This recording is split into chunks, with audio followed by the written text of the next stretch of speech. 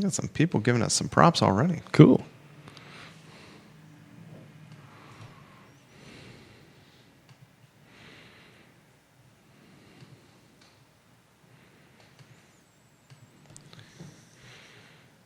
Welcome to Real Talk with Keith Smith. My name is Jerry Miller. Thank you kindly for joining us on a Friday morning in downtown Charlottesville. It's an absolute pleasure to connect with you guys through the I Love CVille Network. So much to cover on the program, including new construction data. Judah Wickhauer is the man behind the camera. My name is Jerry Miller, the stars of Real Talk with Keith Smith, one of the principals of Yes Realty Partners. They have co-founded a boutique brokerage, Yes Realty Partners, Keith and Yonna Smith, that is just doing marvelous things, absolutely marvelous things, helping buyers and sellers navigate closings and the buying and selling of real estate of all kind and all stock. If you need guidance, it's Yes Realty Partners and Keith and Yonna Smith, the trusted name in this game we call real estate. Judah Wickhauer, studio camera, and let's start with the distinguished gentleman.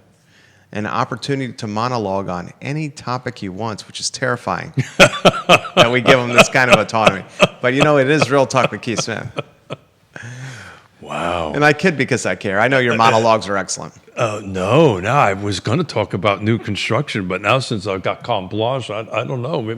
We might talk about something else. But let's just kick off with new construction. This is Parade of Homes weekend, the second one. Last weekend was the first weekend. This is the second weekend. This is usually a pretty exciting time of the year for the housing market, particularly in the new construction world.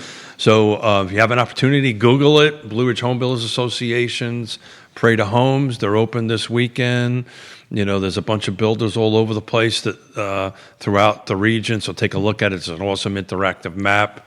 So if you're interested in new construction, this is a good opportunity to go and do it. And I'm going to do a little bit, back in my day. Back in when you walked to school barefoot 10 miles one way uphill in the snow.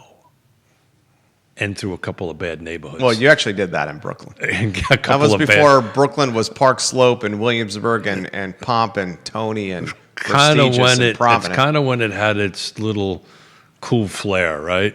That was when Brooklyn was hipster and dangerous. Oh, there was no hipster there. I can tell it was just dangerous. I can tell you that. There ain't no hipster. You needed to walk around a couple of blocks because you just didn't belong in that block. That's just the way life was. But back in my day, let me see, we started in the Parade of Homes in 88 and stopped out, kind of in the beginning of the time of great unpleasantness. It was a little different than it is now, right? It was actually a competition. Right, so what happened is you would put a home in there and you would get judged, and it was a big deal. These 2 weekends when we were building houses, I'd sell out my whole year. Like, just people would just come and do that. But it's changed a little bit. You don't really see that much of the competition, but we used to. Other builders from the state used to come in and judge your home. Does it still have? I'll be very straightforward with you, okay? No. Do you know what I'm going to ask? No, and the point is... your answer might be... I know it's no. What's the question I was going to ask? Does it still have the punch that it used to have? So this is what happens... That's what I was going to ask. This is what happens... When we do this so long. This is what happens. We're literally finishing each other's sentences, which is terrifying. That's too terrifying. I know. But at one time... What happens if we get a 3? Do we get a prize? Somewhere our wives are watching, and you guys spend too much time together. At one time we were doing it 4 days a week. We were. During COVID and the pandemic. We were. Yeah, that was a lot of work. Trust me. Yeah. I know firsthand. Sitting across from me or just in general? All the above. What a schmuck. But the Parade of Homes at one time was... That's the point. It was the week. I just set you up, but it was a thing. But the time of great unpleasantness changed all that, right? Prior to 2007, 2008, that was the beginning of the Ryans, the Stanley Martins, so forth and so on, these larger companies coming in. Prior to that, it was all small to medium-sized builders that we had here.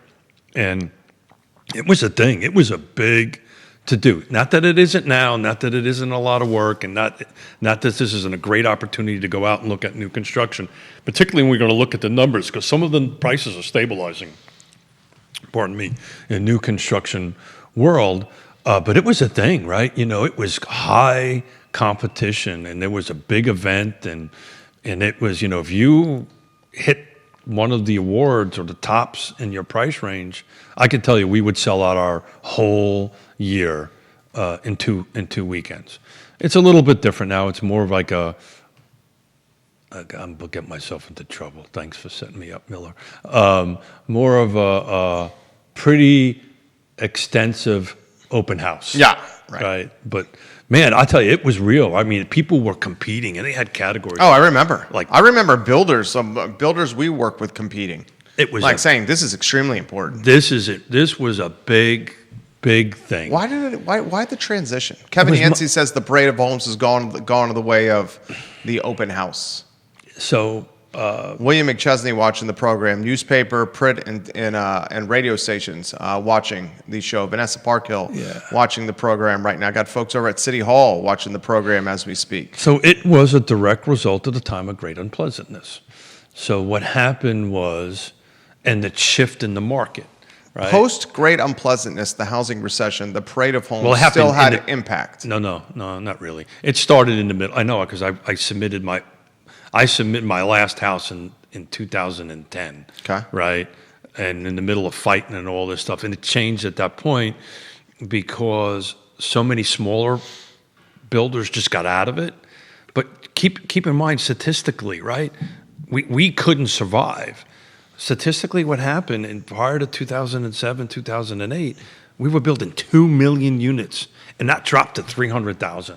So that percentage just translated here. People just couldn't do it, and because I was on the board I was on the Blue Ridge Home Builders Association's board prior to the time of great unpleasantness, and the problem was the production builders couldn't compete with our custom guys because we could always throw in something extra because our bottom line, our efficiencies allowed us to go and do that. But that's what happened, and I think I was thinking about this morning. The survivors from that time that are out there are Frank Bailiff and Southern Development. Yeah. Frank Bailiff and Southern Development we're talking a very, very, very good builder. Frank, you watch the program from time to time. I hope you're watching the show. I would not say, would you characterize as custom? He started off that way. Then now, but he's a high bird production builder. They build very high end. I know production. They do. I know that. Would you say custom or production for Southern? I would probably consider it more production. At this point. They moved to production. In the beginning, they weren't. Yeah. At that point. And Craig. Yeah. Are really the only two, I'm talking pre-2007. That are still in operation. That were part of the parade, that I can recall anyway. That's part of the parade of homes. I think maybe RL Buyers still might be in the parade of homes. I haven't really took a look at it, but it's mostly been gobbled up by the big production guys. But anyway, it's a great opportunity to go and do this. A great opportunity to go take a look at it. I did a posting this morning on some data. I saw. I'll start off by who's not there, which is Charlottesville and Nelson. There just hasn't been enough new construction to go ahead and take a look at it. But we've been talking about this. Greene County is the rock star. The data is pointing it. It's jumped up 300. The volume of sales of units year over year has jumped up 356%. I had to double check that number because that number just was huge. But it went from 16 in 2024 to 73. But it's interesting, the median sales price dropped a little bit. And it dropped because there's more units. So Greene County, and it's hard to say this, but Greene County, even in the 450 range, is becoming more of the affordable place to Well, and how about go. the news yesterday with the governor in Albemarle County? So that's why I kind of brought it up. I mean, right? I'll recap the news. Yeah, sure. Ladies and gentlemen, this is as significant It's huge. of economic development news that Albemarle County has experienced in an extremely long time, and we'll talk in depth and detail on the 12:30 I Love CVille show about this. Youngkin in Albemarle County yesterday, as AstraZeneca, the British pharmaceutical giant, confirmed, reiterated its investment into Albemarle. $4.5 billion to locate an operation in Rivanna Futures, Rivanna Station, northern Albemarle County, on the Greene County line. 600 extremely high-paying jobs. Yeah, there's 600 scientists at this AstraZeneca plant, ladies and gentlemen. 3,000 construction jobs. The construction is happening like now, absolutely immediately, ladies and gentlemen. But where are these people going to live? What is the impact that this is going to have on the community? I will throw this to you, a couple other things. Youngkin said this AstraZeneca investment will be part of a new pharmaceutical pipeline or district that stretches from Rockingham County to Goochland County, while completely encompassing Albemarle County and Central Virginia. This is a significant story. So that's kind of why I was trying to, knowing that happened yesterday and the Parade of Homes weekend and new construction. And I mean, our friends in Greene County, hold on to your socks, because that's where everybody's going to go. Shoot, it's a straight shot up north, right? It's a quick run down 29. I don't know if the 600 scientists that are making hundreds of thousands of dollars a year are going to choose to live in Greene County, Keith. I think they will, because the thing is where they're going to live. I think they're going to choose to live in Albemarle County and they're going to drive the prices up. And they're going to commute to Greene. They're going to drive the prices up. I think what's going to happen is the middle class that otherwise was going to be considering Albemarle County is going to be buying the homes in Greene County. So these 600 extremely high-paying jobs and those families are going to be living in Albemarle County. Well, they're going to have to go somewhere. And here's the problem with Albemarle County. If you take a look at the stats, they're decreasing their new construction by percentage, and they got nothing coming in the pipeline. Right. They're just going to take existing construction. Well, and then the new construction is going to go to the folks being pressed and squeezed out of Albemarle County. Which will be Greene County. Yeah, and so Greene County is going to grow in new construction. It's very interesting. At the last Planning District Commission, which I chaired, which I had to kind of keep my mouth shut, Mike Pruitt asked the question, well, how come nobody's bringing new developments to their rezone? They're not seeing any new developments in their application pipeline, and the answer is pretty simple. Yeah. Too expensive. Dirt's too expensive. Too many rules and regulations. Yeah. Right. Do you listen to Real Talk with Keith Smith, Mike Pruitt? I was very proud of myself. I kept my mouth shut. You should have said, "Listen to Real Talk." No. I was very proud of myself. I was a chair, but I was like squirming in my seat.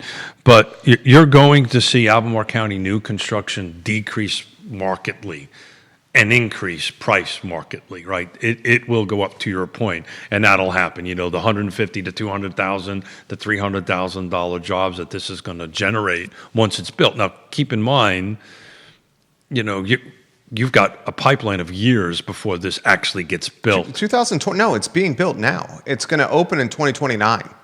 Well, I believe that's years, right? Well, it's being built now. I understand that. Yeah, but open in 2029. Yeah, so we're looking at about a 4-year trend. Yeah. The 3,000 construction workers and the people that are in that, they're going to be living in Greene County. Yeah, that's now. That's now. So Yeah. Greene County is going to continue to grow. It had, folks, I mean, I had to triple check this number. 356% increase in sales. Unbelievable. 356%. So 16 to 73. And I'll bet you by the time this year rolls around, you're going to end up seeing, and that's, by the way, in detached, right? Which, by the way, 80% of the buyers, according to NAR and all this kind of great stuff, that's what buyers want. They have they only had, in 2024, they had 0 attached. They have 10 so far. So you're going to see a townhome growth in that. But hold on to your socks. Greene County is going to rock and roll, and it's going to be rocking and rolling for a long time. Remember, Eli Lilly is investing billions into Goochland. I think that was a $5 billion investment by publicly traded Eli Lilly. AstraZeneca is investing $4.5 billion across 2 facilities in Albemarle County. And those 2 facilities, ladies and gentlemen, are going to be AstraZeneca's largest facilities in the entire world. In the entire world. And Jerry, what do you always talk about all the time? What's the other stuff that's coming? Well, it's the entire supply chain of this. It's the data science school, the Paul Manning Biotech Institute, Eli Lilly, AstraZeneca. I've literally heard from someone that is stroking checks to make biotechnology work. We'll leave it at that. Albemarle current 7,000 to 8,000 incremental citizens tied to biotechnology. Albemarle County dropped detached new construction 6% year over year. There's 6% less homes being built, and you're going to watch that number plummet, and it's up 15% of all the jurisdictions. So if you own a home in Albemarle County, that's pretty good news for you. Assuming you want to sell and move, right? So, and Flavanna, we've had this conversation a million times. The data's supporting it. It's up 50%. It's up 3% in price point, but in 6 to 9 months, this new construction is going to go back to zero. It'll be the same as Charlottesville, and when we have this show next year, it'll be the same as Charlottesville or Nelson County because there's nothing else in the pipeline. The thing that I keep on harping on with Greene County is they've got these 1,500 to 2,000 lots in the pipeline. They are coming out of the ground. They will be coming out of the ground. And all this stuff that you're talking about, and that is just where it's going to go. Now, to your point, certain price point employees are probably going to bite the bullet and pay an extra 20, 30%, or whatever that number is going to be to live in Albemarle County at that time. But at the moment, right now, I think 4 years from now, if this trend continues, I think 4 years from now, Greene County is going to eat through a lot of that 1,500 to 2,000 units by the time that this becomes active. I 100%. You're Nostradamus here. I'm not Nostradamus. It just happened. The new construction that's being built in Greene will be chewed up by the time this comes online. Yeah, yes and no, right? How many units? Well, so that's the tricky part. So it's staggered. That's the tricky part. Yeah. That's the hard part to map out. So I can tell you, because I'm part of it as a consultant, there's 437 units coming in Standardsville, right? And when? Timestamp. That's the trick. It's going through site plan right now. It's got to get built, right? Infrastructure's got to bring to it, yada, yada. That will probably hit about 2 to 3 years from now. Let's call it 2 years on the light side. By the time it goes through, infrastructure gets built, the project gets built, units start going vertical, right? So that will catch some of this. But there's projects with horizontal work already done, right? Creekside is an example, and it's got a ton of room to grow, and they're going vertical like crazy. There's another 600 lots that I know about that's about ready to get developed that's just about through the site plan process, right? And those will probably be ready in about 12 months, plus or minus, how the development process goes. So it'll be staggered in over the next 48 months, but it's coming, guys, and it's coming in a big way. I mean, 3,000 workers is the estimate. 3,000 construction workers, ladies and gentlemen. What's that going to do to the rental market? That's a lot of construction workers. So many construction workers. They'll import a lot of them. What's 3,000 workers going to do to the rental market? Yeah. So what'll happen is what's happening now. If you talk to folks in the industry, people coming from Richmond, people coming from the other side of the hill. I'm talking about workers. Yeah. Right. Tradespeople. That's where they're coming from. I had somebody working on my house today yesterday actually, from Tiger Fuel actually, and they are people. This guy was traveling from Richmond to work here. So you're going to see, that's what's going to happen. These workers are going to be traveling, and if anybody's been around the construction business, this is not an unusual thing, right? You usually travel for that type of construction, by the way, because that's all commercial stuff. To get it out of the ground and done. These are commercial. Yeah. Oh, by the way, These are, go ahead. you're going to say exactly Yeah. what I'm going to say. These are not $12 an hour. Yeah, these are not two Chucks in a truck. Yeah. These are sophisticated, nuanced, experienced, well-paid 100%. workers that are building facilities like this. I'm going to leave the person out of it. This person happens to be a doctor, no relations to me. I was having a conversation with them, and we were talking about the lack of skilled labor. And I was pointing to the crane operator on top of a tower, one of those crane things. I said, do you have any idea how much that guy makes? Oh, yeah, I think he said $60,000. No, he makes more money than you do. No, that's not possible. Really? You get up there and do it. Yeah. Right? Yeah.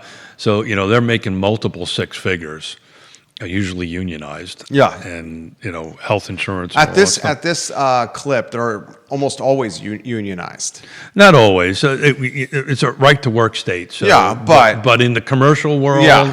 and when you start doing things like operators and Right. crane operators, they're generally union. Katie Pearl, who is the builder on the Standardsville homes, Keith? The single-family detached home builders? Oh, Katie, I can't tell you that yet. But it's somebody everybody knows here. Well, don't we know? Don't we? We can't mention it? I need about another week or two. Okay. But it's a local builder. Okay. Katie Pearl says, by the end of the year, I will have closed on 3 attached homes because of the affordable price point. 3 attached Creekside homes. She's 100% right. You're running about 300. One of my favorite Cubans, Katie Pearl. There you go. You're running about $325,000 as average, and that's what's happening. So to get into that homeowner entry level, right, the first rung and climbing the housing ladder, townhomes seem to be the path forward. I will tell you that the project in Standardsville is mostly single-family detached, so that's going to be an interesting project when it starts going. Kevin Yancey says the Troubadours at the Verve are earning $200+ an hour. What's a troubadour? Oh, God. Do you know what a troubadour is? He's going to have to define that because it means different things to different industries, right? So reread the sentence. He says the Troubadours at the Verve are earning $200+ an hour. Judah, 3-shot troubadour? Well, I know what a troubadour is, but he's... What's a troubadour? Well, a troubadour is somebody who sings, right? But this Well, that's not what he's talking about. This is in reference to a construction term, and it means different things to different people. Is that what you were going to say, Judah? All right, so Judah does not know what the troubadour is. More or less. No, construction, in terms of construction. Yeah. I'm going to let that go because it can mean different things to different people. So we're going to stay neutral on this. Kevin, Kevin, Neil Williamson. you're getting me into trouble. Well, what are you talking about there, Kevin Yancey? What are you talking about? Keep on driving that truck, brother. What are you talking about? Offer some more perspective. Neil Williamson watching the program. Hey, Neil. El Presidente of the Free Enterprise Forum. El Presidente. Greene County data, he says, there are several developments that have been approved from 2004 or later that have unbuilt parcels or capacity. This number is associated with rezonings in the growth area and does not include the independent parcels that are by right or individual lots unbuilt in older subdivisions. Between Creekside, Villages at Terrace Green, Wood Park, J6, Holly Hill Townhomes, Judo Drive, Benchmark Homes, Four Seasons, and Blue Ridge Meadows, there are 2,932 potential parcels and units. Yeah. Not all of these are actively pursuing construction plans, and it is hard to predict if some of these might be supplanted by other land within the growth area. Of the 6,992 acres in the growth area, approximately 53%, 3,706 acres, are designated as traditional suburban residential, and another 23%, 1,608 acres, allows for residential as part of a mixed-use development. He shares the link on the I Love CVille group, Facebook page from the Free Enterprise Forum analysis. You can also find it online. I didn't use his top end number because of the very reason he outlined. I just know that there's literally 1,500. Well, you're consulting on this. in the site plan pipeline right now that are either in some phase of construction or some phase of approval. But Neil Williamson also says government controls so much of the development. The one thing they do not control is timing. and the market. And the market. I will say this, for folks that live in Greene County, Neil lives in Greene County. For folks that live in Greene County or around Greene County, what's going to happen to you in the next 5 to 10 years is very similar to what happened to Crozet. So if you disagree, I'm shocked that you disagree. Greene County in 2025, 2026, 2027, 2028 is to what Crozet was when Old Trail was being built. Mark it down. And Kevin Yancey says the Troubadour is the elevated crane operator. Yeah. Okay, got it. In some trades, it's something else. So thank you for doing it. Yeah. Logan Wells, Claylow, hello. You don't think Greene County is about to be Crozet?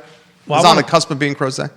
I want to pick that apart a little Please. bit. I want to know why you think that. Crozet at one time, when I've been here 25 years, Crozet was a sleepy 100%. country afterthought 100%. that had charm and blue collar appeal. Vineyards came in. Everyone knew your name. Yeah, vineyards came in. No, the development was in a large part tied to the school systems. So that's where I think that's where the difference is. What, you don't think Greene County is going to up its school game? No. No. It may up its school game, but its residents, its amount of kids that are going into the school system are going to actually decrease. It's year over year, it's down, and I need Neil to double check this. According to the Central Virginia Times, it's down 1.3%. You're talking Greene County public school enrollment? Correct, yeah.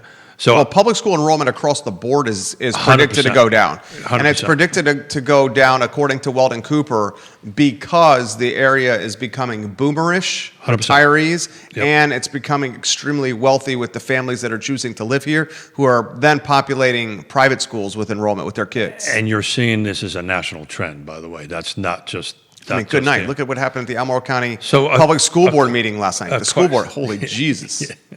According That's not a real talk with Keith Smith topic, but yeah. Well, you know what? it utter chaos. You know what? Yes, and it was great to see people come out and speak their mind. So it's a beautiful thing. I've defended my country so people can do that. So good for them.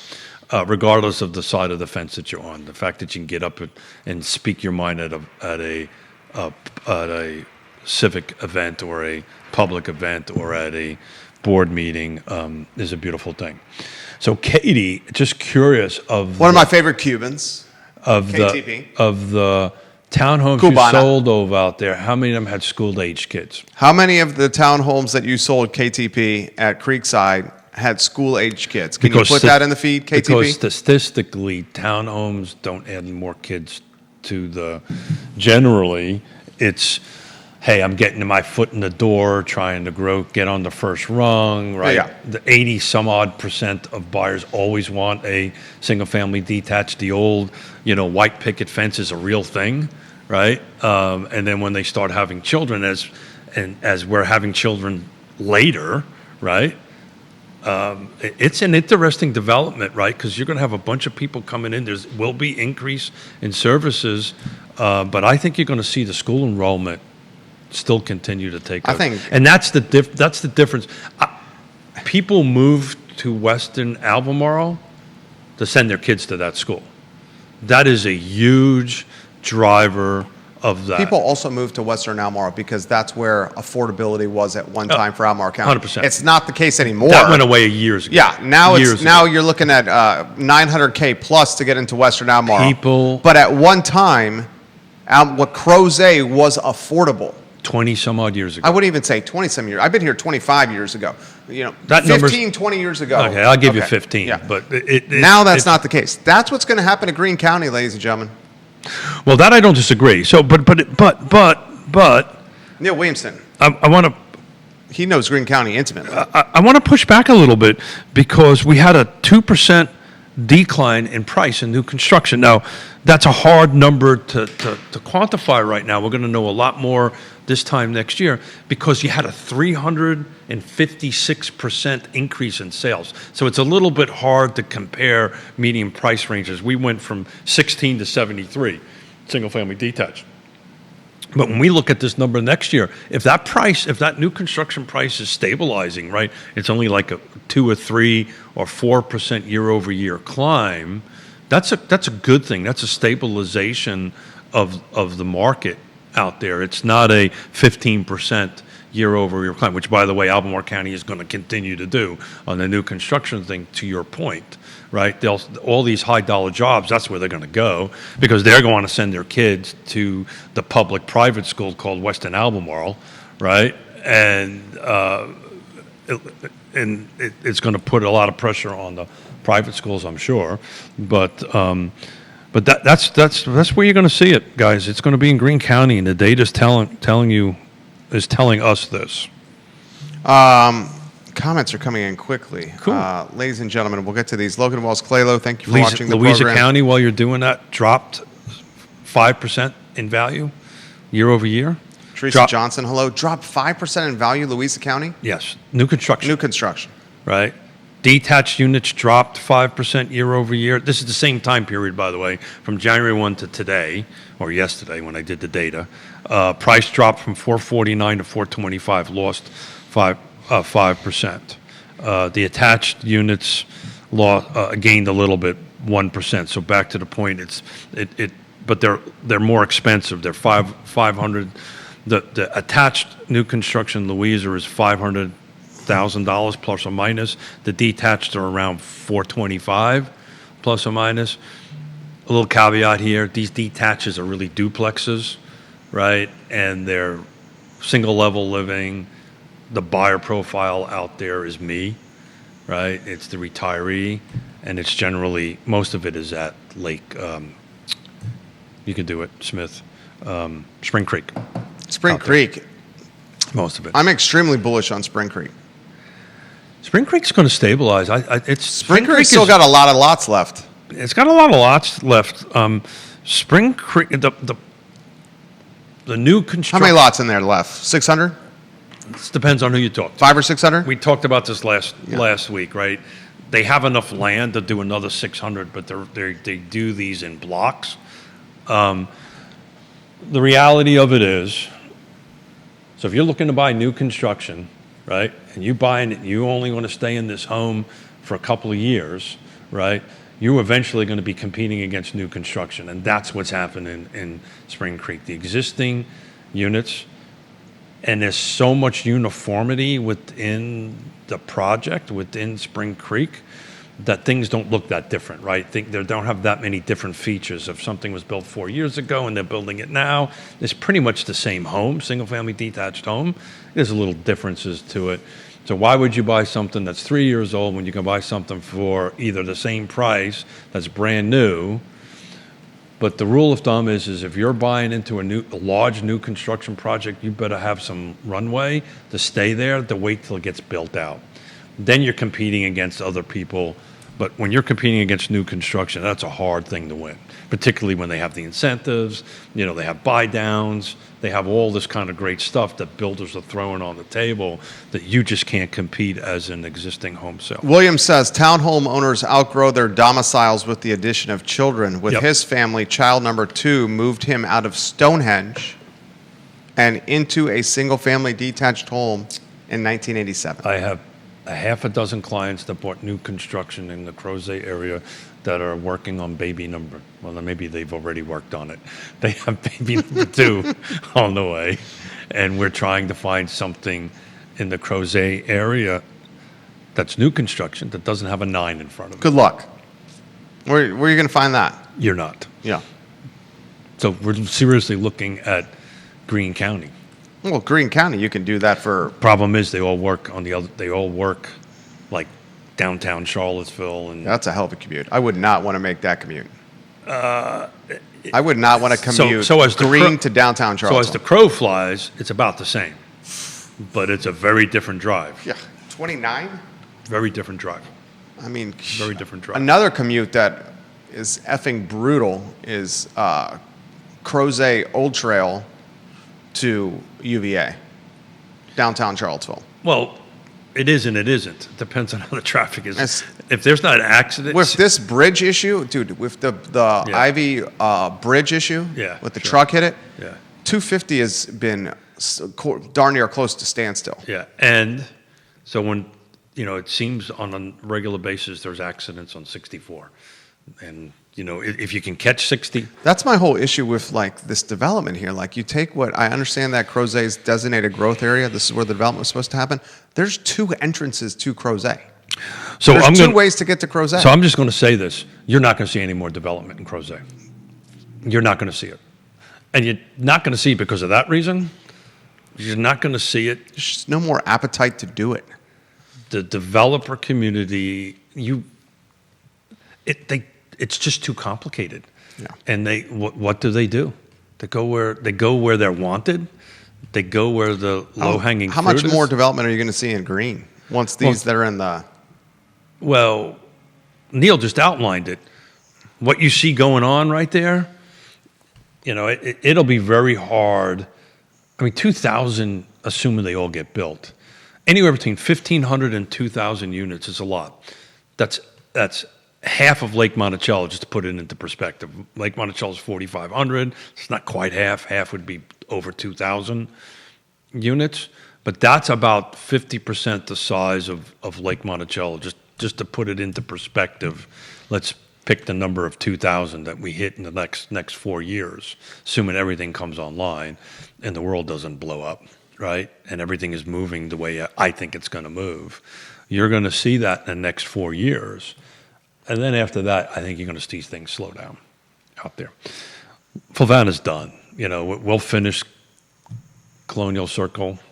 The numbers right now are looking stellar, right? You got a 3% increase. You got a 50% increase in sales, right? You went from 0 attached to 27 attached year over year.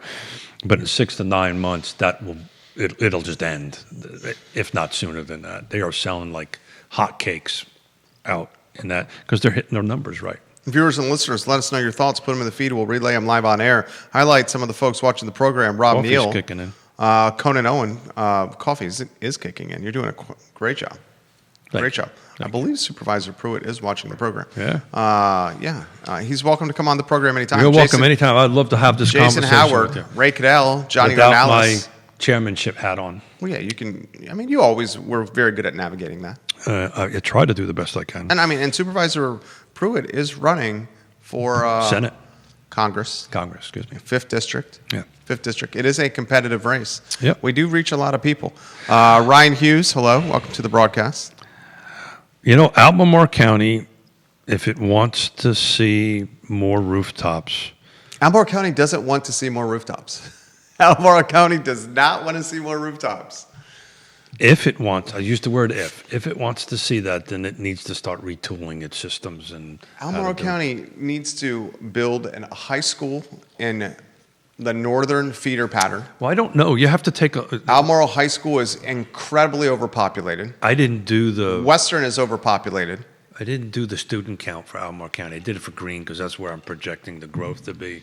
I don't know how the student population is going in Albemarle County. Is it growing? Is it Albemarle decreasing? High School in particular is bursting at the seams. We're talking We're talking about Weston. I'm talking Albemarle High School on Rio Road. Got it. Yeah. Bursting at the seams. Yep. Cannot accommodate any more people. Yeah. And until they build I don't know how much you use, $300, $400 million high school north of town, they should not approve any additional development. Well, so the good thing is they won't. It's not fair to the children. So it doesn't matter because they're not coming. Right. So there's just no appetite for it. So the market is going to go ahead and get that done. It is just not going to come. And as an affordable housing advocate or housing affordability advocate, that's the problem, right? All these. Well, I'm hoping that Greene County's price is somewhat stabilized, so housing affordability can go there. But if we don't increase the amount of homes to buy, housing for all, or more homes, I think make a difference. You can just take a look at it. What's doing in Greene County as far as stabilizing the prices are concerned, it's just going to keep on going. It's going to keep it. Well, look at what the out-of-market developers like Subtex and Greystar are doing. Yeah. They're doing build to rent, Yeah. not build to own. Yeah. And they're no dummies. They're doing the build-to-rent See, always- model. Why are they doing the build-to-rent You model? just follow the money. Following the money. Yeah, Yeah. That's it. It doesn't take that much of a rocket pretty science obvious. to Yeah. figure that one out. So you're trying to see all that, and that's an interesting model when you start seeing the street doing that. But the right? build-to-rent model does not create housing affordability. It does not, If anything, it does the opposite. and it doesn't generate generational wealth. Most Americans generate their wealth Through from their home ownership. Neil Williamson's going to push back. Neil Williamson and I agree on so many things. We disagree on this one, obviously. And I love Neil Williamson. And word on the street, we may see Neil Williamson in spandex soon. Oh, I don't know if we're going to see him soon, but we're going to see Captain America soon. Excuse me, Captain America. I don't know this Neil Williamson guy, but I know Captain America is an imposing figure. And Captain America is coming Imposing. to Real Talk with Keith Smith. Yeah, we're going to have a great show for Halloween. There's Captain America says more housing everywhere for everyone. Yeah. And Captain America says that here's the reality. Economic development brings jobs. Jobs need to be filled by employees. Employees need a place to live. I understand completely. I totally get it, Neil. The employees that need a place to live, these 600 scientists that are going to be making six figures, and some of them deep six figures, some of them millions, okay? The folks that are at AstraZeneca, the folks that are at Eli Lilly, the folks that are at the Biotech Institute, the data science school, this population uptick of 8,000 people, they need a place to live. I get that. Kids also deserve to learn in classrooms and not trailers. Yeah, Kids, I agree. 100%. kids deserve student-teacher ratios that are not 25, 26 to 1, 27 to 1. Did I ever tell you the story about what happened to me in high school? Do you know what my student ratio was? What it went to? 35 to 1? Try about 60 to 1. That's insane. And that was during, And how did high school go? didn't show up the last 2 years of high school. I worked. Got a diploma, though, which is a scary thought.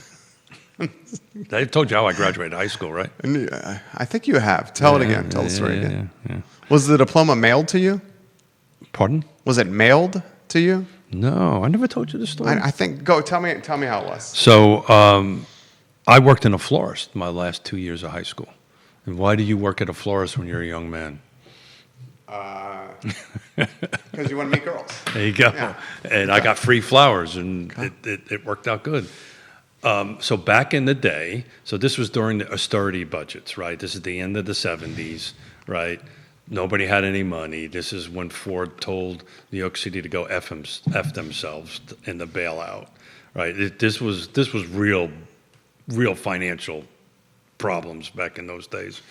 So the student ratio went from like 30 to 1 to 60 to 1, some more than that.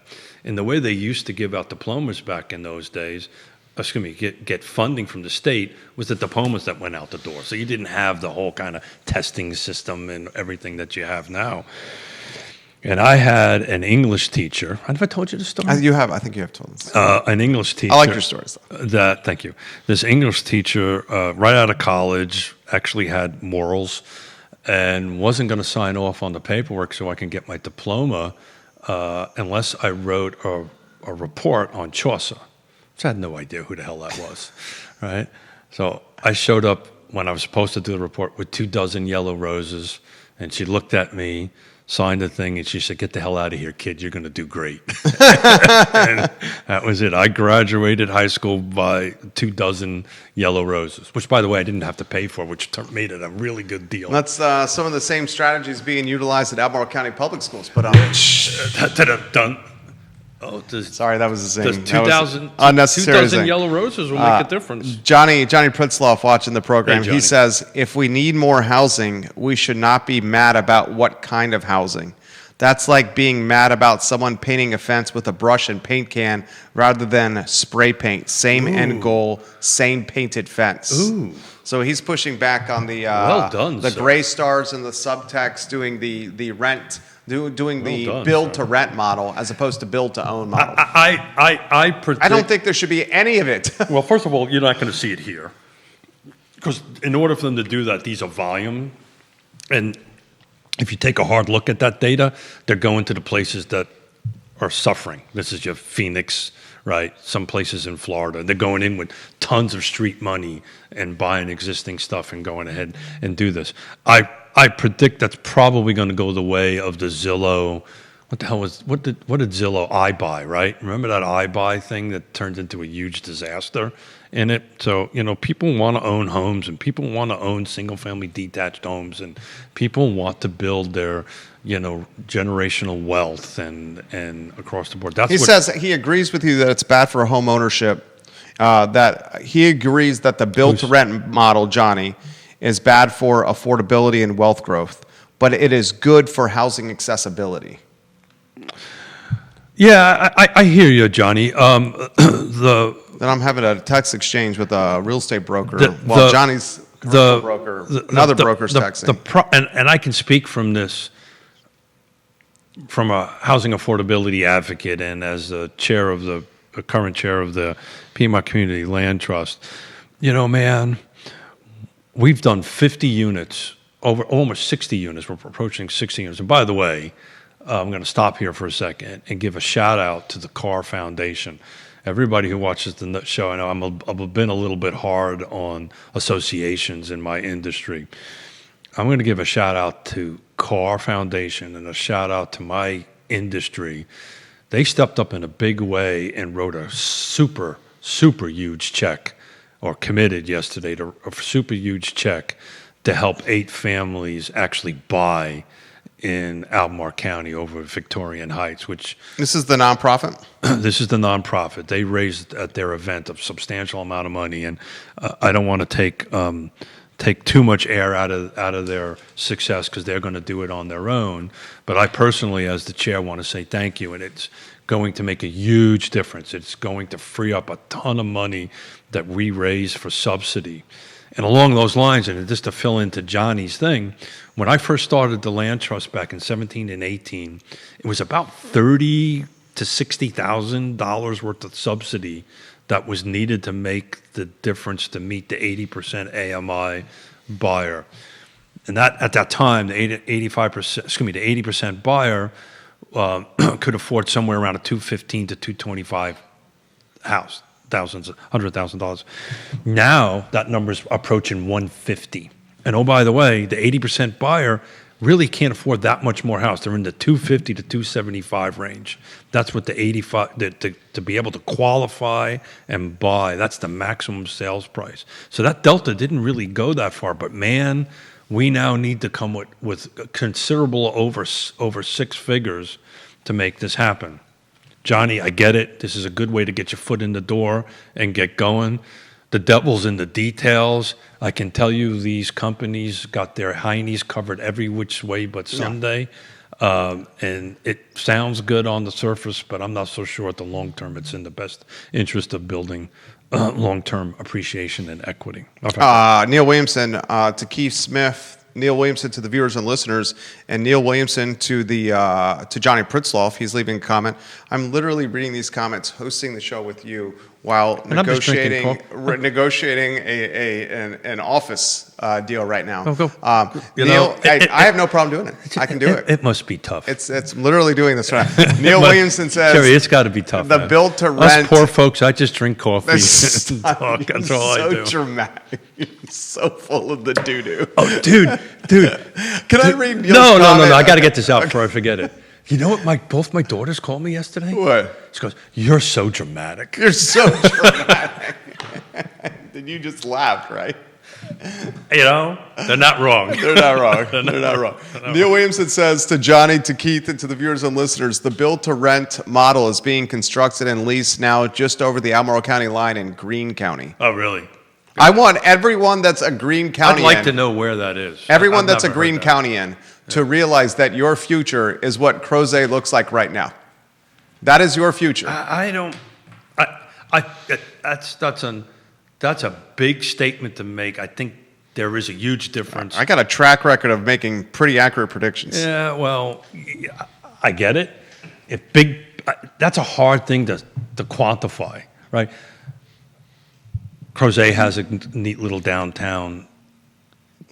Greene County can do that. And Crozet doesn't have that neat downtown. So where it wants to be, it wants to have a better downtown. So where I think you're right is in Standardsville. Because Yeah. Standardsville has a great little town. It's about ready to get 437 single-family detached homes here in the near future. If that lumber mill turns into... It's going to drive a ton. And Crozet could be a pedestrian downtown. One of my great little towns is the town of Standardsville. Marybelle's, if you ever go to that. It's very charming. I'm going to be there tomorrow morning with a bunch of crazy people to do a 100-kilometer bike ride that supports the Greene County Food Pantry. So my sorry little butt will be wandering through this beautiful... I mean, every time I do this ride, there's a very good reason Greene County is called Greene. The Villages at Terrace Green. Green with an E at the end with Greene County. Neil shared the link. The Villages at terracegreen.com. Green with an E at the end of Green. The Villages at terracegreen.com is the rent, Thanks, Neil. the rental model that he's highlighting I here. need to look that up. Thanks, buddy. Appreciate that. Got to dig into that a little bit more. I was not aware of that, so thanks for the... Greene County is to today what Crozet was 15, 20 years ago. Yeah. So how could you not disagree? How could I disagree with that? Right. Think about the entryways to But Greene it's- County. If somebody was driving to the epicenter of employment, Charlottesville, to work at UVA from Greene, what is the only way that they can get to and from? No, it's 29. It's 29. Well, there's a couple other. Crozet.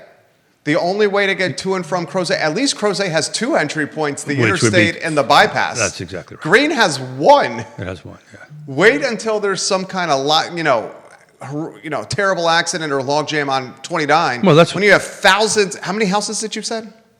Well, depends on which number you want to use. I know there's 1,500 in the pipeline, 1,500 but homes. if that number could grow to over 2,000. Okay. I'm getting a lot of text messages. Terrace Green. Yeah. Got it. I got to look up Terrace Green. I'm not too familiar with that project. Oh, I'm not. So should I mention this? I'm not going to. I don't know what's in. I'm not going to mention that. Okay. He said I didn't get it from me. Okay. And good work on that negotiation over there, whoever sent that text to me. It's just a lot of moving parts going on right now. A lot of It's moving amazing. parts I going put on. that together. So if I put that together, other people. No one else put that together. I can assure you, no one else put that together. Anyway, so we're look. Yes, Greene County, Standardsville, Ruckersville area is going to grow, hands down. It's on its way. One of the problems I've always had with one of the board of supervisors from Greene County. Which one? Well, I won't call out a name, but Okay. this particular individual, I remember very clearly because I attended the meeting in person, actually, said that the maximum amount of new construction this would ever be built in Greene County was in the 40s. Well, we are now at 73 for this year, and that's up until, let's say, the first 9 months of that. And I suspect by the end of this year, that number will be three figures. It'll be over 100. And you're going to see probably next year somewhere in the 250 to 225 range. If they could build them fast, I bet you they would. But at the moment, that's probably what you're going to see. So, whoever was on the Board of Supervisors at Greene County that thought new construction wasn't coming was way wrong. You just got to look at what's in the pipeline. No. These people are not spending this kind of money not to build. And it's coming. It's coming. Crozet for Greene County. Yeah. Correct. I can't disagree with that, but it's going to be different than Crozet, right? Because it's a different dynamic, it's a different layout for it. But yeah, it's going to grow. It's no different than Lake Monticello, right? I came to Lake Monticello in '87. And how many houses? There's 600 houses. And now there's, By the way, at the time- 4,300? But 43, 44, depending on how you count it. By the way, when I came in '87, out of 600, 3 of them were for sale. 300 were for sale in '87. And now? Oh, I haven't looked at it. 50? I don't think it's into 50 range. I haven't looked at it this morning, to be honest with you. 50. You don't think there's 50? It's between 30 to 50 for sure. It's moving around. Yeah. And it's always been, even if it's at 50, it's just a shy over 1%, Yeah. right? So that's not a huge. No, that's not concerning. That's not a huge number. No, the market's moving. No, you know where you can find a deal right now? City of Charlottesville. Yeah. City of Charlottesville. If you're looking have to find a deal. You have to define a deal, right? Because the number's going to be up there, but prices are dropping, and I haven't looked at Prices are dropping, and sellers are motivated. Yeah. That's a whole different show, and I'm excited. Let me see. I'm excited for like the first week of January, that when we take a look at the full year-over-year end of it, I think you're going to see a substantial drop in Charlottesville. What do you? We're already there. They were there. Well, yeah. it ticked up a little bit. It got a little bit better. September versus August. October's generally a pretty good sales month historically. So I'm interested to see how the end of October is going to look, and see if that, because it's like a fraction of a percentage point better, right? But we're still dangerously close to 6% year-over-year decline in value. And we talked about this the other day. If that keeps on going and doubles in the next couple of years, let's assume that trend continues, you're going to see people showing up singing a very different tune at the city council meetings. Very different. And you know who's been singing that tune for 24 months, right? Yep. I know. We shall see, though. The trend is going, though. You can go ahead and say it. You can go ahead and say it. I was hoping you were going to say it. I wasn't going to give you that pleasure. Such a dick. Nice try, pal. It's such a dick. Nice try. I mean, that was like the biggest softball thrown. And if you thought I was going to swing at that, you are way wrong. I love it. Go ahead and say it. No, Go ahead and say it. I mean, people that watch the I Love CVille show know we've been singing that. Go ahead and say it. Well, the data's supporting it. So there you go. We've been singing it. The data's supporting it, and I think you're going to see the city continue to decline. And I'm having a fantastic text exchange here. What I'm going to say is based on no. Tell another story. I'll tell another story. I can tell a story. It'll take me about 10 minutes. We cannot in Charlottesville. This is Charlottesville. The city. The city, specifically the city, and it's spilling into Albemarle County. But we cannot. Well, Albemarle County's growing. We cannot continue to lead strictly through a lens of progressiveness in the city like we've been doing for some time. Because that leadership, that progressive leadership, has got all our budgetary valves, sales tax, meals tax, lodging tax, tourism, foot traffic, home values, commercial values, all downward over the last 24 to 36 months. And that's because we're leading with a progressive mindset, a mindset of equity, a mindset of inclusivity. And we can have those mindsets, but we have to lead with a mindset of doing what's physically important and responsible for the city first as a whole. You can't keep doing what we're doing and expect these KPIs to turn around.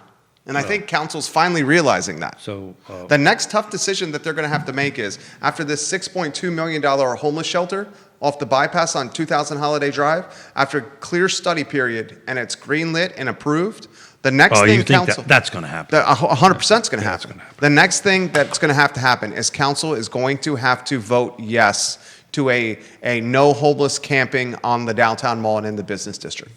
And they're going to then have to say, use this shelter off the bypass as your home of camping or sheltering instead.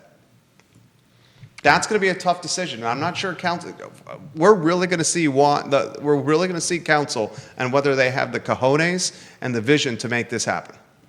Because until they do that, go ahead. So one of the great things about doing the show for this long, it's the 50. It is the 50-year anniversary of the mall. I've been highlighting that next year. I've gotten better at listening. So what's the definition of insanity? Doing the same thing over and over again and expecting a different result. There you go. And you're starting to see a turn. $1.2 million allocated to this clean team from Louisville to serve as ambassadors downtown. You're starting to see a turn. This $6.2 million approval plus millions more to upfit Did you see the and private uplift. security out there too? Yeah, you're starting to see a turn.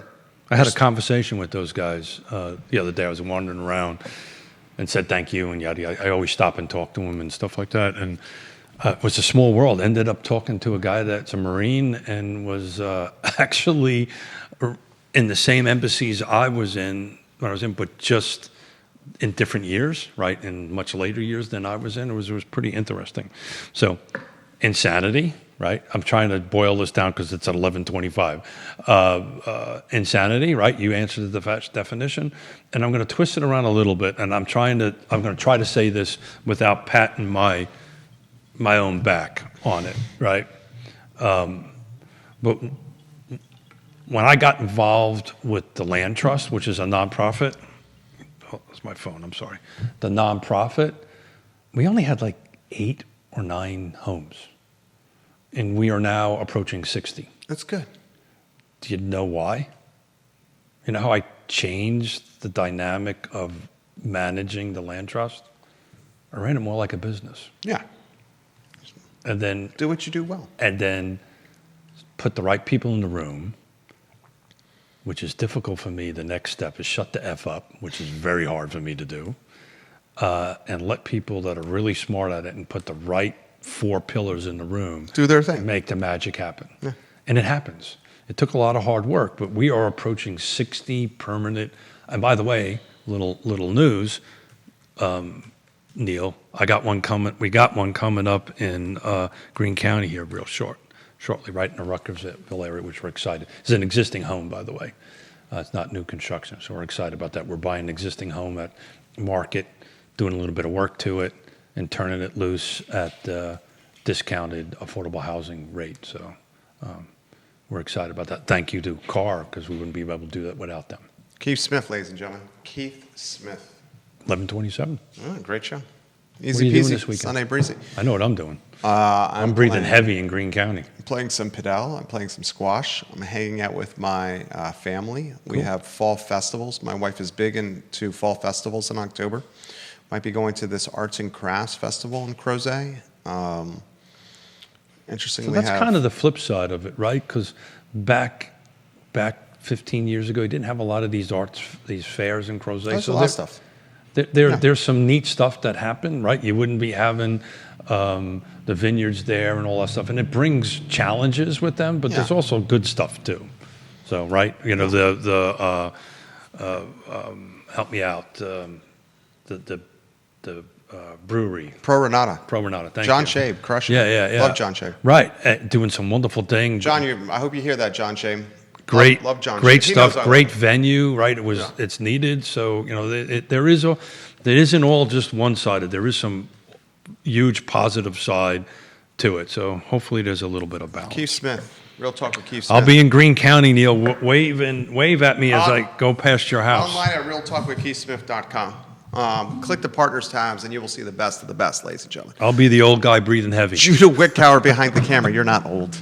Proud to call him a friend, Keith Smith. I tell you, the team I'm riding with on that, I'm 30 years older than everybody else. And you keep up with it. I Love CVille show at 12:30. Hey, look at that. You got to do a 12:30 Thank you show. kindly for joining us. Hey, Jerry. Thanks, man. Same to Good you. Great show. weekend. You're awesome.